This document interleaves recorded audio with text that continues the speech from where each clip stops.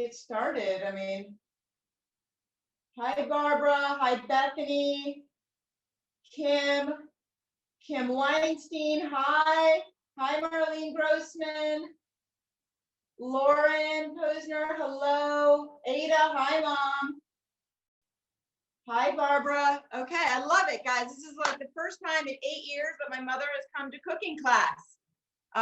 She's here to support me, and she gets to just watch and not have to cook, which is like her favorite thing. Not her favorite thing. Okay, I think we're gonna start. It's 2 p.m. Let's see. Tell people you will one up for questions later. Okay, so let's talk about.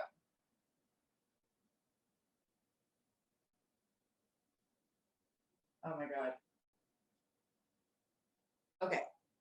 Hi everyone. I heard that Marsha, you're not Mason. I get it. Marsha, you're Mason, and that I'm on your 55-inch computer or television screen. Marsha, if you could do me a huge favor and take your phone at some point and take some pictures of me on your huge TV screen, like with the background of your living room somehow, and send that to me, I would be super appreciative, or post them in the chats. I think that is so awesome and so fun. So let me just welcome you all. My name is Elana Horwich. I think many of you already know me, but I'm gonna introduce myself for those of you who don't. I am, well, where do I start? I have been teaching cooking classes for the past 10 years, and my focus in teaching cooking has been all about teaching people to become intuitive cooks, which means that you can cook without being married to a recipe. And I learned to do that when I was living in Italy for 5 years in my 20s. And I went to Italy with just my bat mitzvah money and just money that I had earned working for my dad one summer. And I was on a budget, which meant that I wasn't eating out all the time. And I didn't always have all the fancy ingredients that one might like. I learned to cook with what I had, which is the art of Italian cooking. They call it la arte di arrangiarsi, the art of making something out of nothing. And so I finally just last year put out my book, Meal and a Spiel, How to Be a Badass in the Kitchen. And its focus is all about helping people become intuitive cooks, moving through the fear that many people have around cooking. I have fear in other parts of my life, but this is something that I feel comfortable with, so I'm able to share how to really gain confidence and be playful in the kitchen. So we are in very unique times. Yesterday when I came on the call, or came on the line, I actually got teary-eyed. Today I'm feeling better. Tomorrow I may be more teary-eyed. I may be more teary-eyed in a few hours. I don't know, but I really just, want to give everyone permission that it's really important to be in our hearts right now and to feel our feelings. Really, it's also really important to take time to do things that are really nourishing for you. And you coming to class is that. And I'm really happy that you're here. This is all giving us an opportunity to grow in different parts of our lives. So let me tell you how this class is going to work. I'm going to open up for questions at the end, but actually there's going to be downtime. So if at any point you have questions, I love them, okay? It could be directly related to this recipe. It can be related to an ingredient that you have in the house and you have absolutely no idea what to do with it and it's going to go bad, or it's not going to go bad, but like ask me. I love to be fielded questions. I'm good at multitasking, so I enjoy getting those. When I have moments, I will look over to my computer where Nadia, my colleague, will be texting me all your questions, so I will be able to read them and answer them back. So let's see, what else?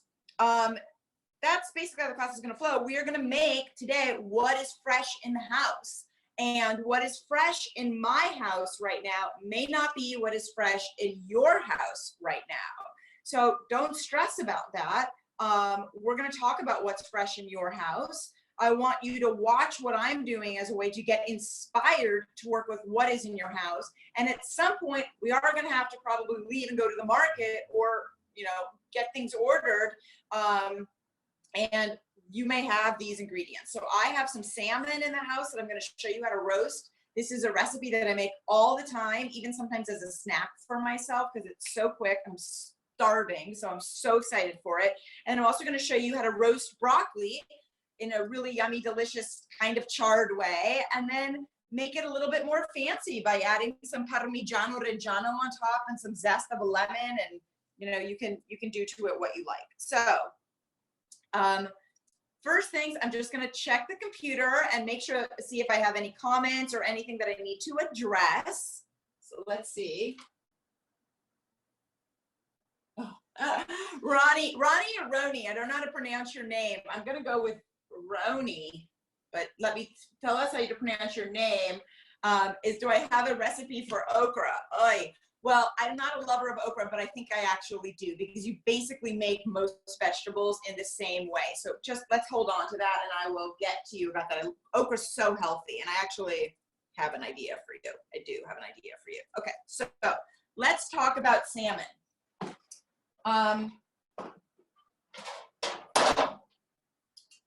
We're gonna cook the salmon under the broiler.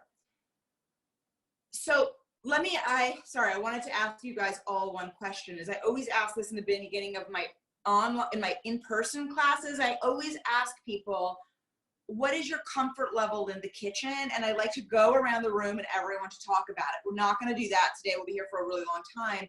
But if you can just put the number 1, 2, or 3 in the chat box, it gives me just some understanding of what level I'm working with. But so I can up level you no matter where you are. 1 is I have like no experience in the kitchen. I don't know what to do. I can't believe I'm stuck at home and I have to feed myself or children. Help. 2 is I have some experience in the kitchen, but I'd love to get better. I maybe have your book or I have your cooking classes, but I need more.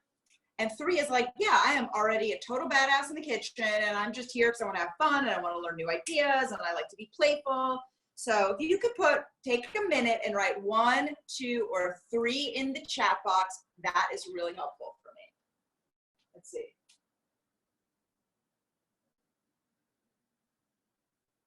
Okay. Okay, so I see.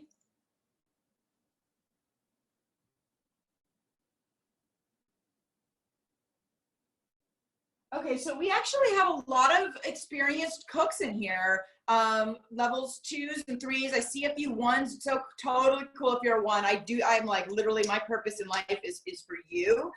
You're the ones that I write for, you're the ones that I teach cooking for. It's all good. And me knowing that, I could just say, look, these recipes are delicious. I'm a level 3. I use these recipes all the time, but knowing if we're gonna have higher level cooks in here, we can do in future classes, we can do some risottos and other stuff, which I'm gonna do anyway, and I can teach level 1s to be level 3s like that. So don't worry, level 1s, I got you.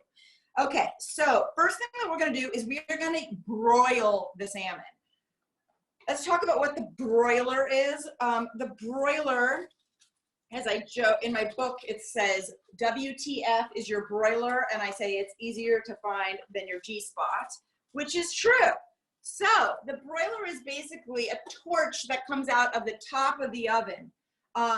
If you were to put a whole chicken in there, you would burn the skin and the inside of the chicken would be raw. But if you put salmon under there, or asparagus, or cherry tomatoes, it's gonna cook perfectly and even get browned on top. So this is my salmon. It's so easy and it's so good. So I had gotten my salmon at Erewhon. It's like on its last days, and it came like almost vacuum packed. It was fresh but vacuum packed, so it lasted a little bit longer. This one does have skin. If it has skin on it, it can take a little longer to cook, which is fine. But these, yeah, so hold on, let me wipe my hands. And the first thing that we are gonna do is put a little bit of lemon on the salmon. If you're out of lemon, it's okay. I've made this before without lemon, but we're gonna put lemon on the salmon also because the salmon is a few days old. Lemon is disinfectant. Okay, gonna get lemon on there. The next thing I am going to do is I'm gonna use one of my favorite ingredients, which is tamari. Tamari is a gluten-free soy sauce. If you have soy sauce, use soy sauce. If you don't have soy sauce, or you don't have tamari, you might have something like coconut aminos or Bragg's, but let's just say you don't have that either. What this adds is umami, which is like a sweet and salty flavor. So you would just add more salt, okay? So that's fine. Saltiness, the umami is gonna, this is not an Asian salmon, by the way. You will not even taste this soy sauce in the end. But it does add a richness of flavor.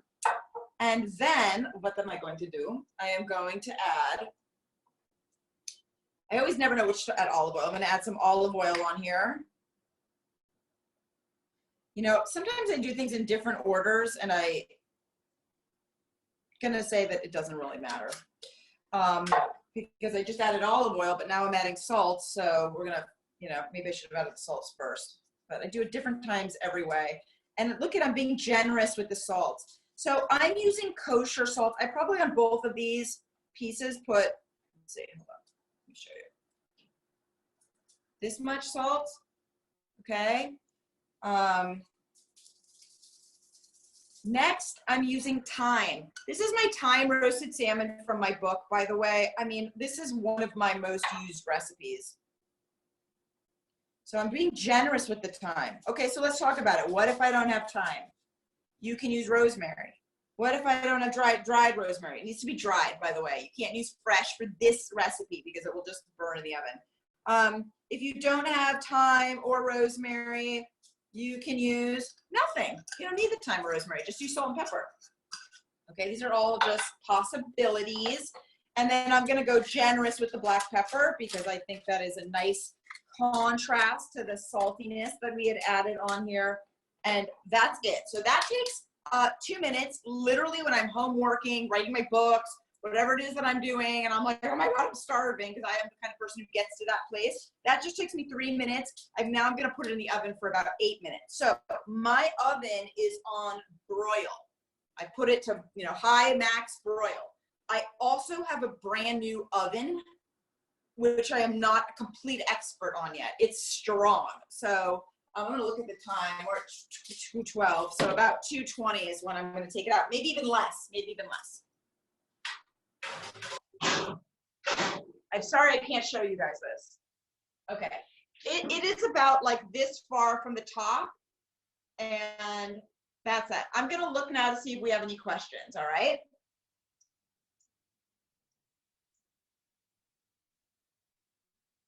Okay, Joyce's question is, how do I keep the fish smelliness to a minimum? Some people have issues about cooking fish in their house. I don't have that issue, and I'm in an apartment. It's not smelly to me. I'm obviously buying fresh fish, although today's fish is not the freshest. It's the lemon though, that's gonna be the most important thing, is that in terms of like the fishiness flavor, Joyce, is that fresh lemon is going to do that. And if it's fishy for you at the end, add more fresh lemon to it. But again, I don't have that fishy thing going on in my house. I also think the skin may be the smelly part. So you can have your fishmonger remove the skin, although, you know, I didn't go to a fishmonger. I just grabbed it from Erewhon, so I'm using with what I got. You could always just take the skin off the bottom if needed. Nadia says to me, pick up the tray and show the before salmon. So I didn't do that. I'll take it out of the oven and show you. Hold on.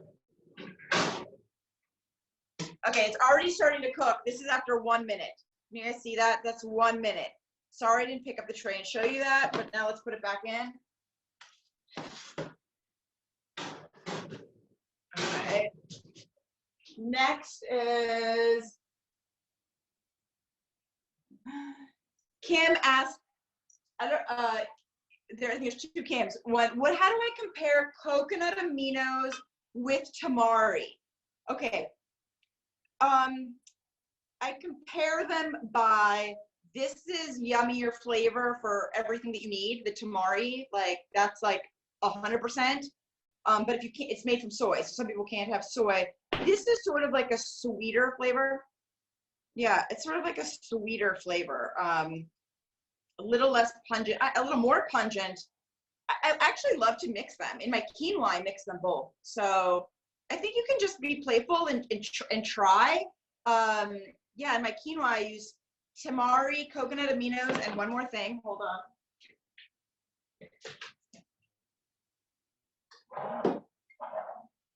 Oh, okay, forget it. I was gonna show you my Bragg's aminos acids, but I guess I'm out of that. So that's what I have. All right.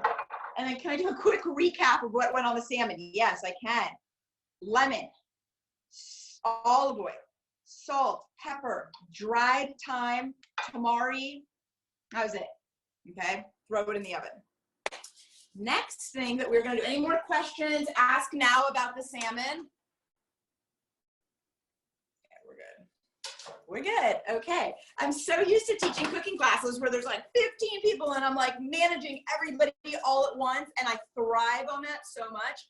I cut my teeth learning how to teach in classrooms. My first job teaching was in inner city Los Angeles to, well, mostly 5th and 6th graders. Then I taught Spanish to like 50 kindergarten, first and second, third graders at a time, inner city LA, 23 years old. And then I continued to work in high schools as a history teacher with adolescents, you know, not the kind that were all going to Harvard. So like, I literally feed off feeling everybody. And this is unique for me.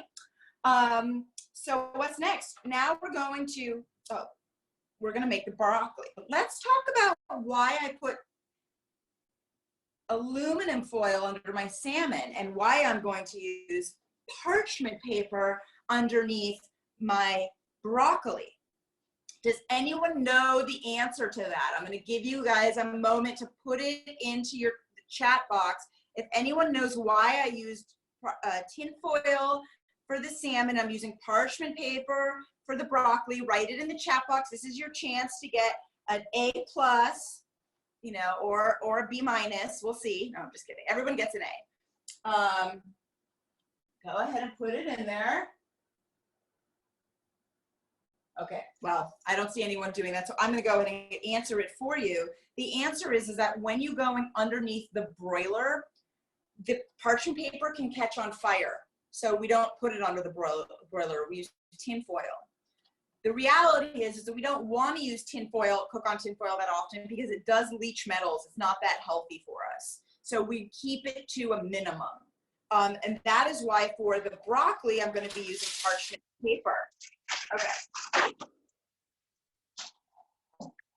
So parchment paper, by the way, when I first started cooking, whenever I would read recipes, and then they said parchment paper, I didn't know what parchment paper was, so I would just skip the recipe. It's just paper that it protects you from not having to clean up so much, and it helps spread the evenness of the heat. So you know when you make cookies and they are black on the bottom, well, if you put those cookies on parchment paper, they're not black on the bottom. Okay, so now we're going to be going with broccoli. I'm just going to break the broccoli up into pieces. One of the main mistakes that people make in roasting vegetables is that they make their pieces too big. I mean, this is okay, but I also like some baby pieces. So if these both go in the oven together, this one will be more crunchy, this one will be more soft, and this one may get crispy. So I like to have a variation of different sizes, okay? Hi, Mom, I hope you're still there. I'm like wondering if these online cooking classes might inspire my mom to cook. I would not be surprised. She does love vegetables. So just breaking these apart. This broccoli's been in my fridge for a while too, so it's a little mushy. Not mushy, but you know, floppy. Now here's another thing. I don't have a ton of fresh vegetables right now, so I'm gonna actually try slicing these broccoli stems up. I don't normally do this, but normally we live in a world where we just throw stuff out. And guess what, guys? We're getting slapped in the face. We can't do that anymore. We got to use what we have. So I'm just slicing this broccoli stem up, not all the way to the bottom, because that's probably a little tough. And I'm going to include that in here. Look at how pretty these are. These are so pretty. And honestly, that's all I'm going to do because that's all I'm going to eat. I'm going to keep that broccoli for a future date. Breath. I'm going to look to see if we have any questions. Oh, someone said they get, yes, dude, you get an A for attendance. That's right. I'm a much nicer cooking teacher than I was a history teacher. Just kidding. I can be hard. I can even be a little tough love and cooking. All right, so we're gonna add olive oil. Let me look at the time. Okay, okay, hold up. Pause, salmon, check. Do I start talking? Oh my gosh.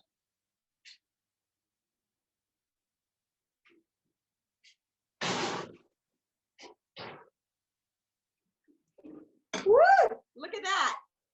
Is that gorgeous? Oh my God, I have to find something to put down. Okay, I'm gonna put it on here.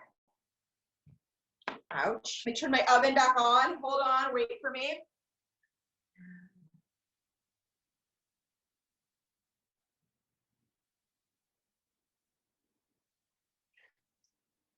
Okay, delicious. I would love to have a fork, except for my forks are over there. So I'm gonna use chopsticks again. Can you guys see this? I mean, is this just amazing? So nice. Look, yours may get more or less cooked. I might, you know, we're gonna find out. Oh my God. It's like perfect. Okay, look at this. Let me see if I can like take, oh my God, it's so good. Can you guys see this? Like, yum. So good. I wish I could share it with you. I'm so sorry. I'm gonna taste it just to make sure it is as good as I think it is. Oh my God. This recipe just doesn't fail. Look, I want to tell you guys, it depends on your oven. Sometimes your oven might not make it this brown. I told you, I've got this new Miele oven. It's super strong, which means I'm potentially going to burn a lot of things, but it's also, you know, makes it brown on top and juicy in the center. Okay. Quick pause because I got to remove this out of the way and not burn my countertop. 1 second.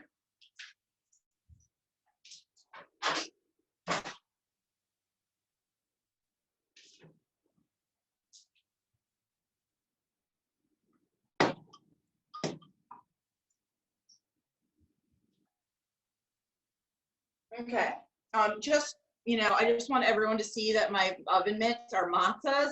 Passover's coming. We might, you know, we could do a virtual Passover cooking class. That would be so fun. We should do that. Okay, we'll make that happen. I don't even know when Passover is. I know it's soon, but we should all at least make some matzo ball soup and eat matzo ball soup together. That would be really, really fun.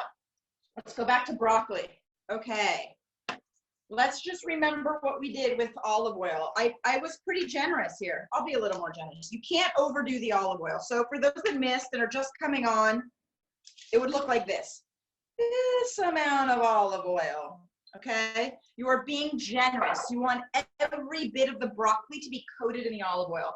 And then we're just gonna do salt and pepper. So kids, if you only have, don't have broccoli, but you have cauliflower, you can do this recipe with cauliflower. If you don't have cauliflower, but you have sweet potato, you can cut the sweet potato up small and do this with sweet potato. If you only have, I don't know, what other vegetable comes to mind? Something, like, I don't know, it can be roasted, like you can do this with whatever, fennel, do it with fennel, but the cooking times will change. That's it. But roasting is olive oil, salt, and pepper. That is the basics.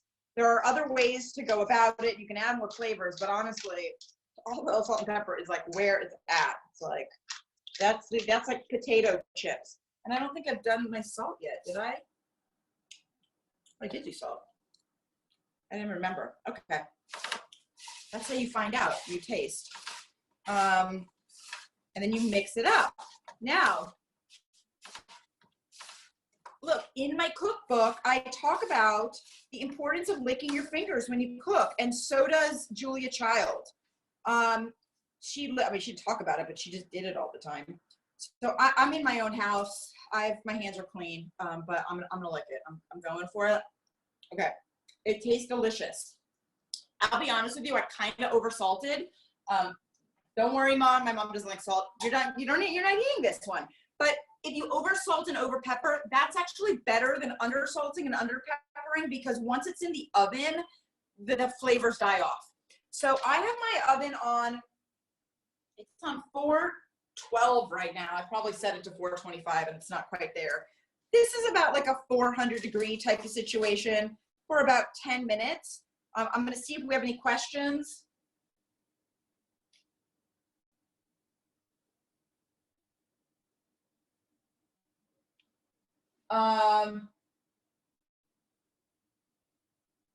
Okay, so a lot of you are interested in this Passover class. Somebody asked, okay, let me go back to the salmon. How long did I keep the salmon in for? I put it in at 212 and I took it out at 220. That's 8 minutes. I did take it out for a second in the middle there. Remember I have this skin on mine, so it helps maintain a little bit of the moisture. Not the moisture, but so it's a little more. I would say 7 or 8 minutes. And I'm going to tell you what the difference is how thick is your salmon, how hot does your oven get.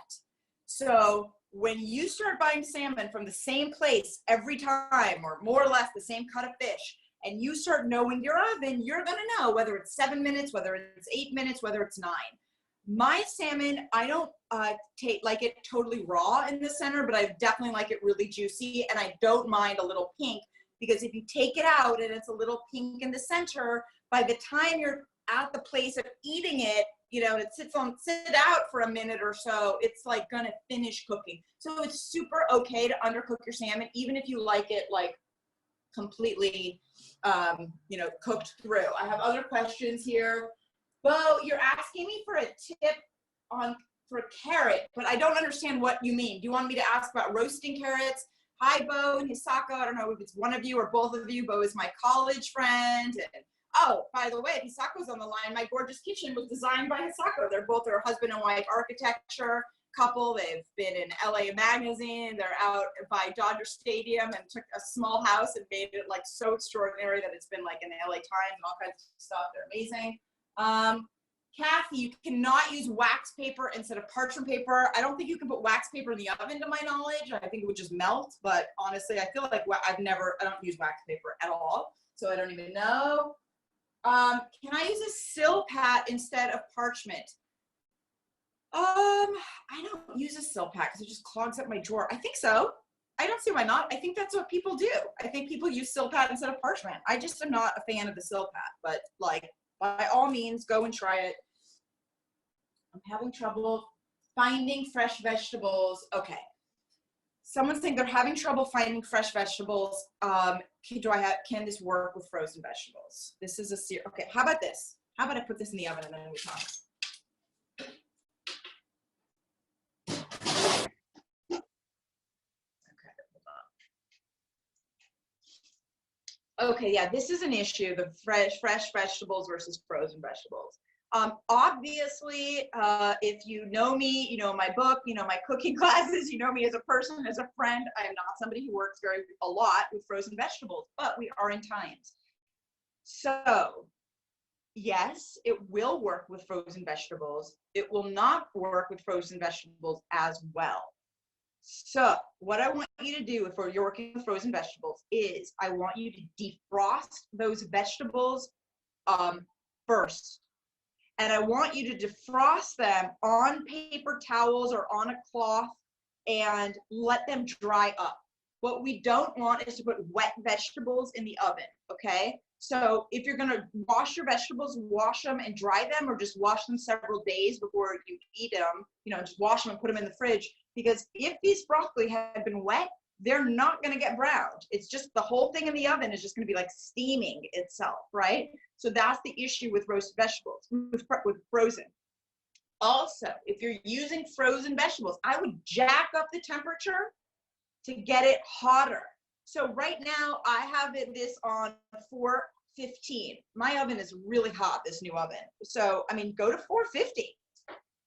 Shit, go to 475 if you're using frozen vegetables. Just check it, because what you wanted is it to brown. That's gonna be the flavor. Okay, let me see if there's more questions. Oh, okay. Bo is asking about, and Bo and Hisako, can you tell me if it's Bo and Hisako or Bo or Hisako? I just would love to know which one of you are on here, my college friend. You are going to, okay, imagine this is a carrot. We worked with the plantain yesterday. Oops, there was a beep here. you're gonna slice the carrot like thin so that it comes out like an oval and is thin, okay? And in that place, you do not need to boil the carrot first. You're gonna do olive oil, salt, and pepper. And it's really nice with, if you have some balsamic reduction at home, that's nice to put on it, or even you could just try with some balsamic vinegar, a little thyme. Dried thyme is good also. But it's not gonna take 12 minutes like broccoli. It is going to take longer. So you're gonna need, maybe you would lower your temperature to 400 to give it a little more time in the oven so you get the caramelization and let it cook in the middle. So Bo, very bright guy, you're just gonna have to play with those temperatures and like find that right thing. And by cutting them long, we're creating more surface area, which as architects, you guys obviously know what that means. What else? Oh, it's Hisako with Issa and Asuka. It's Hisako with her two children. Hello, Issa and Asuka. You guys have both been in my house. I'm so happy that you're here. Yes, please bring your children here. They're always welcome. And Bo is joining soon. Okay, great. So we are gonna be just waiting on this broccoli. I have one more thing I wanna tell you about the fresh vegetables. If you are in Los Angeles, I am going to tell you where I have gone to go get my fresh vegetables. And last I've been there, which was like 5-6 days ago, they have had tons. And I know they still have tons. I don't mind you telling people. I don't mind you telling people the secret, because after all, we've got to all share all the resources that we have. And it's Santa Monica Co-op. They have two of them. One is in Santa Monica on Broadway and 16th Street, and the other one is in Culver City on Washington and Robertson, more or less. I go to the one in Santa Monica. All the produce is organic. All the produce is predominantly local. The prices are way better than Whole Foods and Erewhon. They're really nice people. It's smaller, so you could be closer to people in there, but it's like a super health conscious community and very respectful people that are in there. And it's where I do all my grocery shopping for, all the catering I used to do, all my cooking classes. Santa Monica Co-op, I love it so much. I've been sending their people there for years. It's like hippies. It's like kind of a hippie place, So it's like people are like, oh, I don't like it. It's too many hippies in there. I'm sorry. I'm a fan of the hippies. So let's see. Any other questions? Can I mix several veggies like onion, carrots, broccoli, garlic, etc.? And in that case, how long do I need to cook them for? Okay. Of course you can. You can absolutely mix vegetables and then the timing changes. So when we're adding onion to our roasting vegetables, we're not going to get that crispy brown usually quite as quickly, because the onion is going to provide moisture. The onion is also going to provide sweetness. So usually when you're using onion and a lot of different vegetables, it will take longer, okay? I'm going to show you guys something else. I'm going to take these out for a second because I'll show you something I forgot to mention.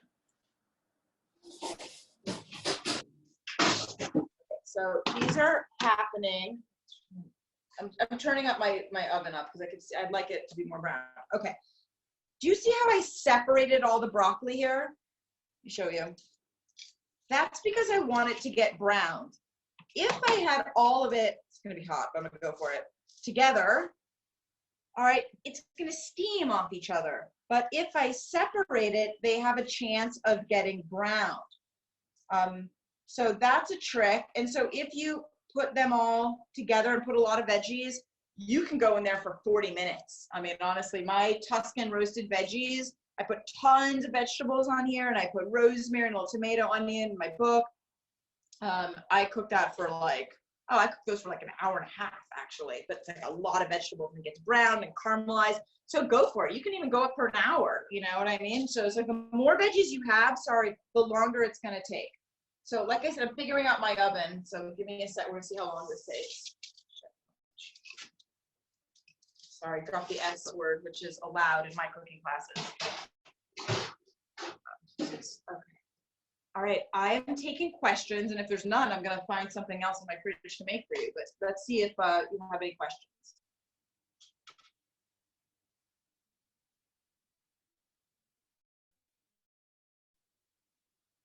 Okay, Linda's telling us that the Wednesday and Saturday farmers markets are also open. Yeah, I think that the farmers markets are, you know, it's out in the outdoors. Again, it's health conscious people going there. You know, take your precautions, but actually that sounds like a good idea to me.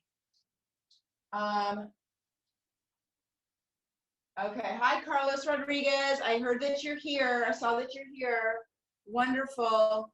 Okay, so let's see, we have some time. What should we do?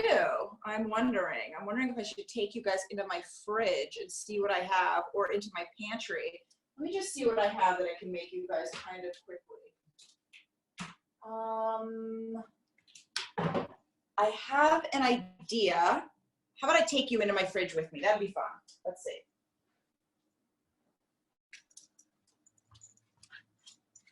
Okay, let me see if this is gonna work. Hello, can you guys see me? I see myself kind of upside down. Can you guys, let's see. Can, Nadia, will you send me a text and tell me if this is, what do you guys want, chocolate? Wait, can you, Nadia, will you send me a text if this is looking right? Okay, looks okay. Judy, what temp do you use if you have multiple veggies? I look right. Okay. If you have multiple veggies, you look, roasting starts at 400.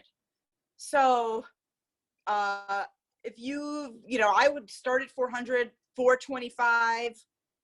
You can go to 450. It just depends. If those vegetables are like harder, like someone asked about potatoes, then you want to move the temperature a little lower because you need to go in the oven for longer.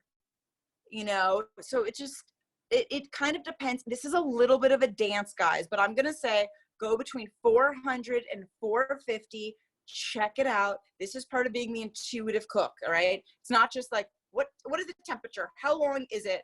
I get it. I got that mathematical mind too. I want to just know the exact answers, but like, I'm going to encourage you to just drop into the dance of it. And like the first time you make it, it might come out perfect. Or the second time might be totally off, or the first time you might just burn it or not cook it well, or, you know, then you just learn for the next time. That's how you learn how to cook, is by fucking up, you know? Okay, excuse my language. Okay, so now let me see how to turn this around. Can you guys see my fridge? No, let's see. Can you now see my fridge? Aha! Okay, I'm going to show you. Let me see what I got in here. I think I have some ginger. Get what I got here.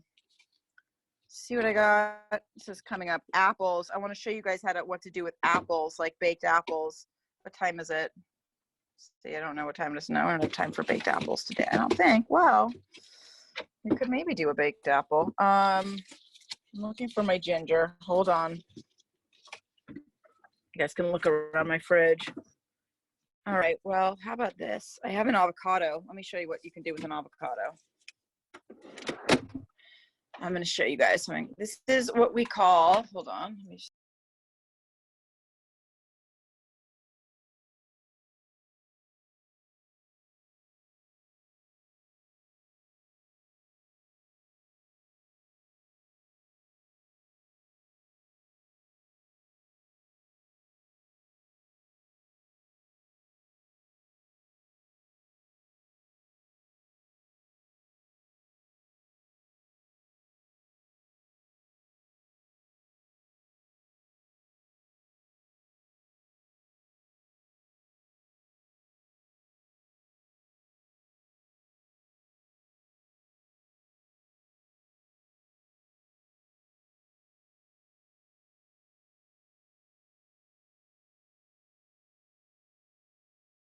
I know we lost you. Give me a minute. You cannot unmute yourself. Nadia, you need to unmute me.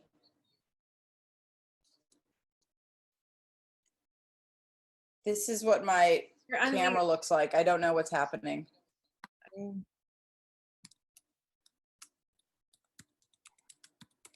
going to have to get off and come back. You're unmuted. Okay, can you see me? We can see you on your computer, but not on your phone. Okay, I think I'm gonna have to leave this meeting. It's my phone, and I'm gonna come right back, guys, okay? Just bear with me, I'm sorry.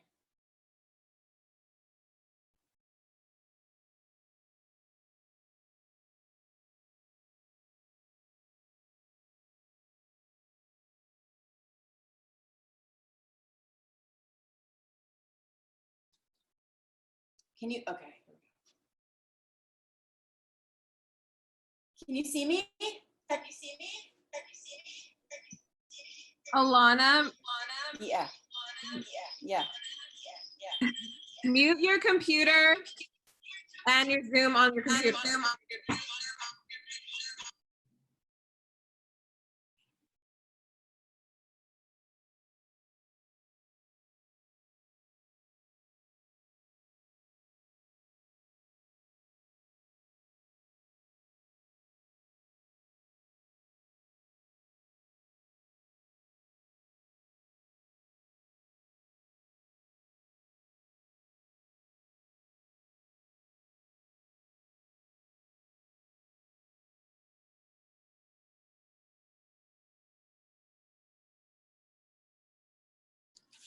Okay.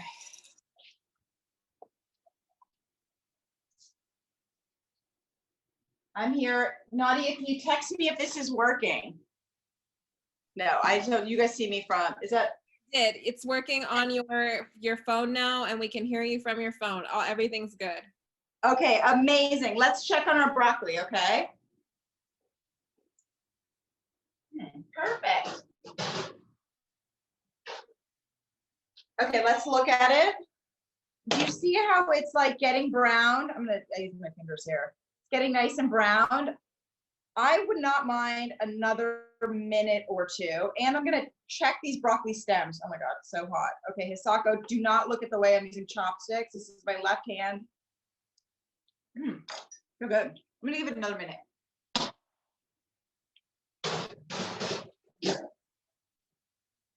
Okay. Whew. Here we go. Let's talk about using an avocado, making an avocado.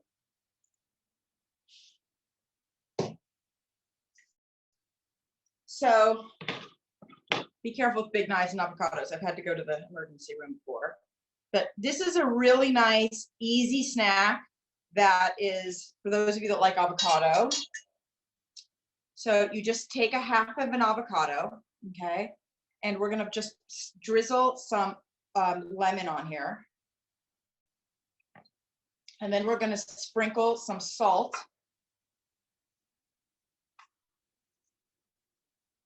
And then we are going to add a little tamari like I used before. Okay, and then, hold on.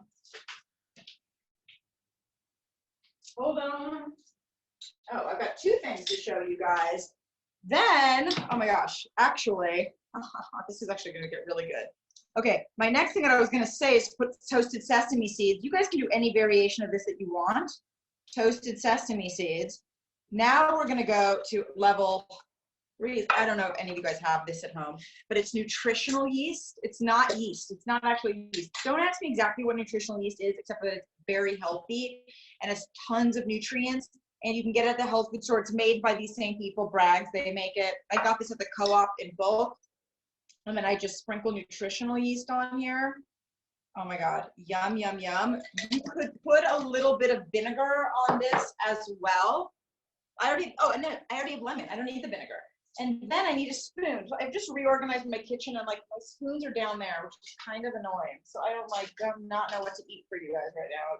I don't know if I could use chopsticks for that. So I'm gonna use this measuring spoon so I don't have to walk away again. And then I just dip it like into this sauce in the middle here. It's so good, but this is not, you cannot eat it with a spoon. Yum. Amazing. Women, I don't know, I think this is delicious. Seriously, you came to class just for this? That's it. Women, I feel like, kind of like to eat smaller things throughout the day. Like, that's kind of how I am, especially if you're working from home. Like, something here, or we get to a point where we're like, oh my God, I'm famished. avocados have a lot of nutrients, really healthy fats. They fill you up. They're good for your body. So a half an avocado for a snack is amazing. Put that there. Delish. Okay, I think these are going to be done.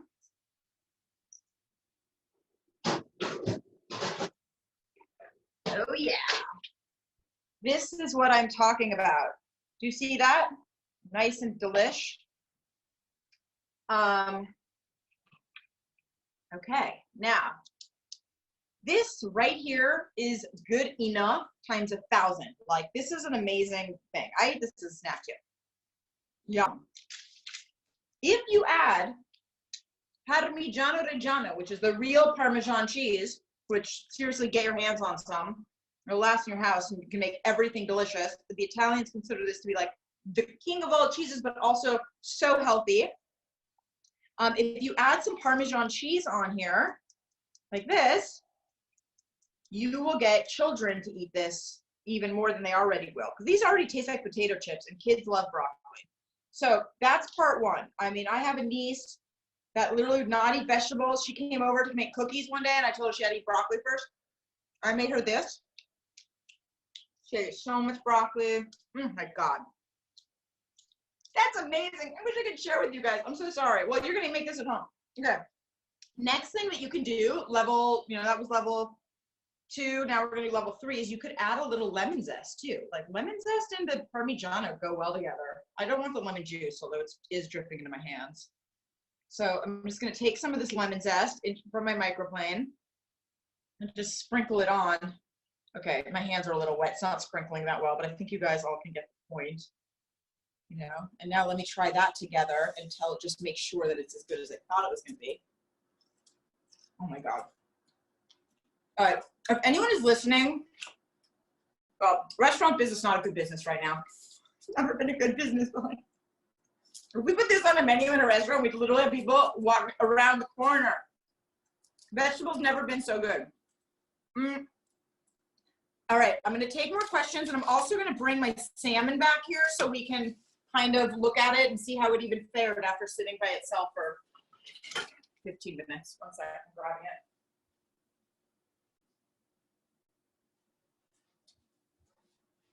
it. Okay, here's the salmon. Let me move my pretty bowl here. Put it on the floor. Okay. Let's check out our salmon and see if it's still juicy. I bet you it is. This salmon stays juicy. It is. It's perfect. Okay, I'm gonna ask questions. Ask all your questions of all things. Put them down now.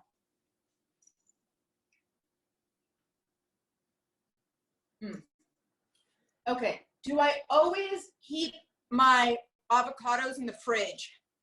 No. I often keep my avocados out here, but I am trying to make sure my avocados don't ripen very quickly. So this avocado, which is literally a week old, was like hard as can be. If that had been on my counter, it would have been gone, gone, gone.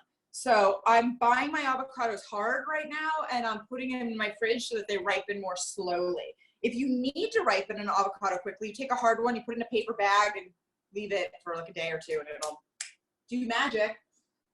Any thoughts for Swiss chard? Asked Linda Rossman. I have lots of thoughts on Swiss chard. There's green Swiss chard and there's red chard. I do not like the red chard because it tastes like beets, and I don't like beets. That's one thought I have about it. Green chard, you're not going to be able to roast. That is something that you can saute, or it's something that you can add to soups. So I use Swiss chard in my book in my California ribollita, which is like a Tuscan kale and bread soup, minus the kale. Mine doesn't have kale. I think I also use it in my Ligurian minestrone. So it's great to add to soups, or you can stir fry it. Just olive oil and some garlic, some red pepper flakes. That's what I teach you in my aglio olio class. We'll be doing the aglio olio process sometime very soon. And you can throw your Swiss chard in there. So, have fun with that. It doesn't need a lot of flavors. Salt, olive oil, and salt, pepper. Can you roast cooked broccoli? I don't understand that question. Why would you have cooked broccoli? I mean, you steamed it first. if you please, that's Susan. Can you please specify so I can understand and answer your question properly? Okay, to make a complete meal. Okay, so Tara says, I have frozen cauliflower, broccoli, onion, and carrot blend. What should I pair it with to make a complete meal? Well, you said you have frozen fish.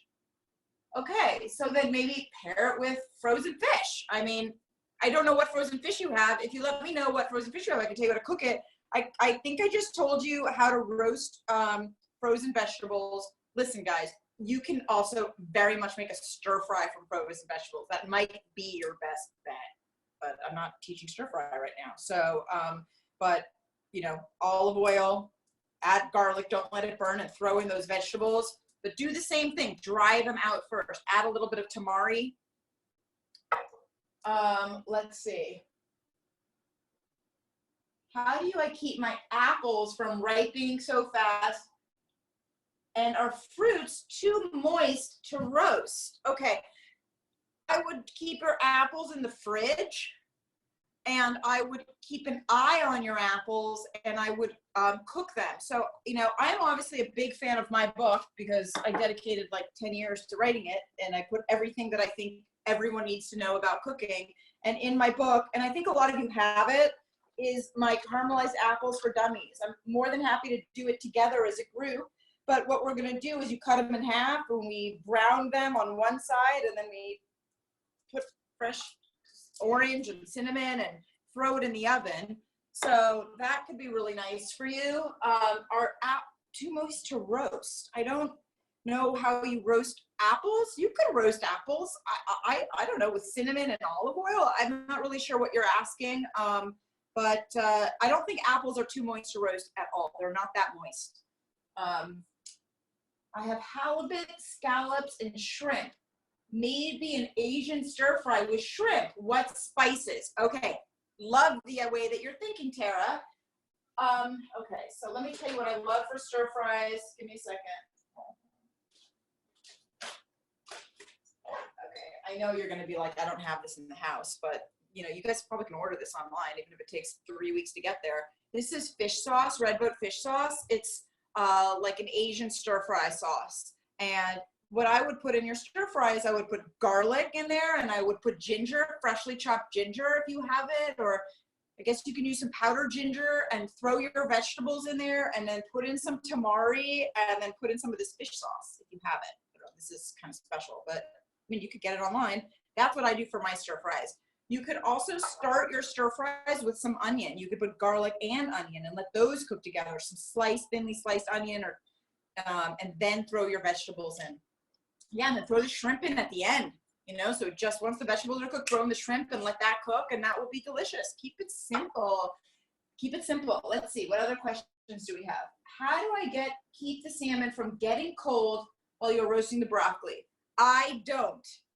This salmon is good at room temperature. So if you only have one oven like I do, you would either let it sit out, or, you know, what I would maybe do is you just actually cook the broccoli first, and then keep the broccoli, you know, put it in maybe some tin foil, and just like put that at the bottom of the oven, like wrap it up, put it in the bottom of the oven while you do the salmon. I don't have a problem eating some things at room temperature. I don't think there's anything wrong with eating this broccoli at room temperature. Let me taste to make sure. It's room temperature. It's delicious. Believe me. No one's complaining. How much fish sauce is strong? You're right. It is strong. I don't know. Like, teaspoon, tablespoon. Test it out. Go small, then bigger. She's going to order fish sauce. She has everything else. Wonderful. Barbara asked me that. What temperature was the salmon cooked at? Okay, you must have come in a little bit late. We did it at broil, maxi broil, baby. And we did it like this far from the flame. So when you're broiling salmon, what you're doing is giving it an opportunity to brown on top and stay juicy on the inside. Baked salmon, that's what your grandmother did. And that's why it was dry. Okay, that's why there's all these like fancy techniques to like not have dry salmon. Just like literally stick it under the broiler. But you've got to put olive oil on there, And remember, we had liquids on there too. We had lemon and tamari. Other questions? Oh, someone asked, can I do quick baked apples, Joyce? Joyce, you have my book. You can start making them on your own. They're super easy, but yes, I'm going to do that in a class for sure, because I got a bunch of apples and I bought them for that reason on purpose, but we're not going to do it today. I missed the salmon. Okay. Okay, I think I got everyone. Oh, do I roast asparagus? Randall, I do. Let me show you. I cook my asparagus in the exact same way that I cook my salmon. Believe it or not. Hold on, let me find it for you. So, here we go. Salt and pepper roasted asparagus. It's literally the exact prep as this broccoli, but then it's thrown under the broiler like the salmon. And, you know, in my book here, I teach you all, I have written down all, it's like all, there's like 7 tips for always roasting perfect vegetables. So, you know, yes, so I absolutely, it works. Asparagus is another one that works right under the broiler, as does cherry tomatoes. Cherry tomatoes, same exact prep as this. You might want to add some dried thyme like I have in my book. And this will be, those roasted tomatoes are delicious on bread with burrata cheese if you have it, although I don't know if anyone's got burrata these days. Okay. Could I roast salmon and asparagus on the same pan? You could, but the asparagus is not going to take as long as the salmon. It'll probably take half as long. But you could try. Maybe they'll char a little bit, but you could try if you just kind of want to do all one go. Try it. Let us know. I would probably do them separately, but it's okay. I think that, let's see, what time is it? We're nearing an hour, which, I mean, I'm happy to stay longer, but we have an hour class. I want to, if you have any more questions, ask them. Otherwise, let's I see my camera's like falling down on the stand. I'm just gonna wrap up and let you know that it's really an honor for me to share the knowledge that I have with you in this time. It's been an honor for me for the last 10 years to share the knowledge that I have. I come from a very overachieving Jewish family, and my mother wanted me to be a doctor, amongst perhaps other things, and what was my passion was cooking. And I always have believed that cooking is not a luxury, that it's actually something primal, that it's so important that we do as a way of sharing our hearts with each other. I mean, that's what I learned in Italy, is that connection really happens at the table. And I've always thought that it's really important in order to eat healthy. And we're now in a time where we're getting more primal with things and how important cooking is. So I just want to applaud all of you and commend you for being here, and just thank you for being with me. If you would like to pay it forward, I would love you to share about these classes with other people. Ask them to join my mailing list to get updated. I would love for you to follow me on Instagram, which is at Elana Horwich. I would love your support there. And I'd also love you to encourage that. I know a lot of you already have my book. I've been getting compliments, and everybody's been using it like crazy this past week. Been so much feedback about that. This would be a really wonderful time to share that with your friends, either on social media or through an email. You could share it by going to write a review on it on Amazon, or if you don't have my book, I promise you that it will literally be your best company right now. And it's not just a cookbook, it is a storybook, and it's meant to be read on the couch, and it will be good entertainment, I promise. And thank you so much. Oh, I'm getting so much feedback from you guys. Thank you so much. Waving from Nashville. Thank you, thank you, thank you, thank you, thank you, thank you. Oh my God, I'm your favorite chef. I love you. Jessica, I don't know what Jessica that is, but thank you. Love you guys so, so, so much, okay? Mwah, mwah, mwah, mwah. Let's unmute them, Nadia, so they can speak. If anyone wants to speak and say anything. Oh, so nice. You're so welcome. Ada. Thank you. Hold on a second. Hi, Dad. Dad was here too. Yeah. Oh. Hi, Raven, Jim. Okay. Hi, Johnny. Hi, John. Hi. New York. We got people all over the country. Nashville, New York. Elana. Fairway is sending great vegetables. Fairway does in New York. They're sending great ones Is that now. Tamara? Now, who is that? Lauren. Oh, Lauren. Of course, that was her son. All right, I guess I get to eat. That's the final. Like the music plays and then the chef eats. Broccoli. Thanks, Elana. Yeah, you'll love Hi, the Johnny. Bye from Miami. Okay. Have a good one.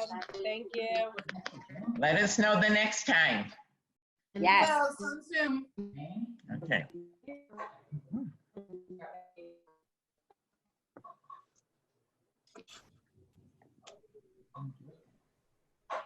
Who are these are?